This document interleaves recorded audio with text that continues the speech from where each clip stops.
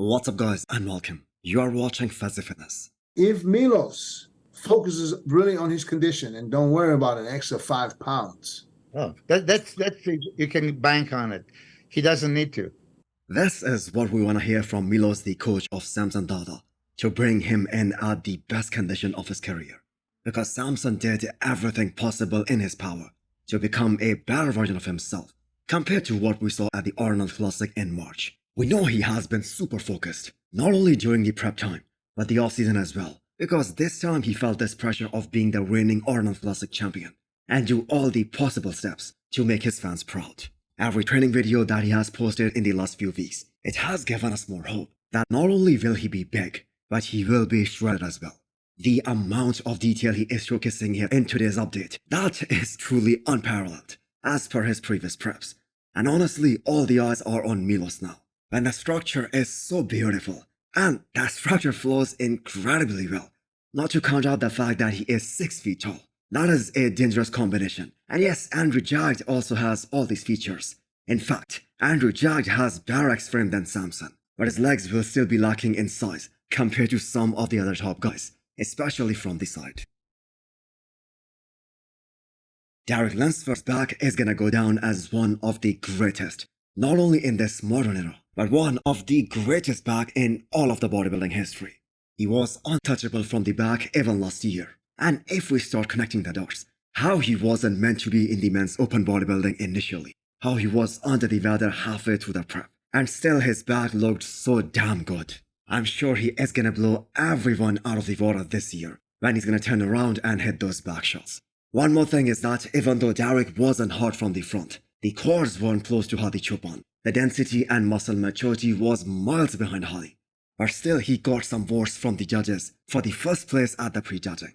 So what does that indicate? Derek, with an overall improved package, has one hell of a chance to become Mr. Olympia this year. There was a legit reason why they gave him the nickname The Gift. Heath had the most round and 3D looking muscle bellies in the entire bodybuilding history. And you bet that the best of Heath can go against any bodybuilding era against anyone and fight for the Olympia title. He is now retired, but he still carries that trademark roundness, and honestly he still looks so huge.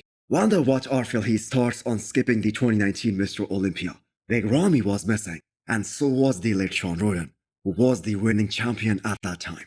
But in Brandon Curry's defense, he did beat Heath in 2020, although he lost the title to Big Ramy. So 7 consecutive Olympia wins by Heath, a streak that looks unlikely to be broken right now.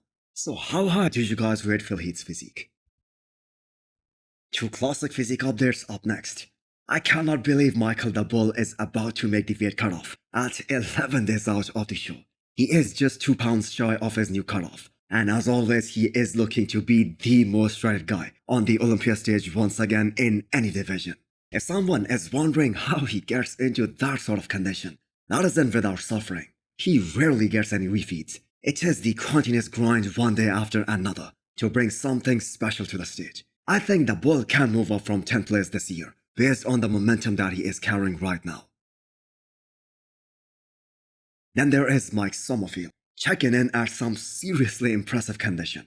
So he has taken an already very impressive V-taper to a whole new level this year. His back looks bigger and wider than ever, and that was the main feedback given to him by the judges after he cracked top 5 at the Olympia last year. So head to toe his flow is really impressive, but if he is able to improve his quads, he is gonna be way more dangerous. Lastly, I leave you guys with Behruz Tabani and how his 3rd appointment went at the American Embassy today. Not a delightful news at all. It isn't very likely that they are gonna respond him in such a short period of time. But fingers crossed, let's hope that happens. And Behruz Tabani awaits a miracle. So hit the thumbs up button if you liked the video, and smash the subscribe button if you wanna come back for more. Thanks for watching.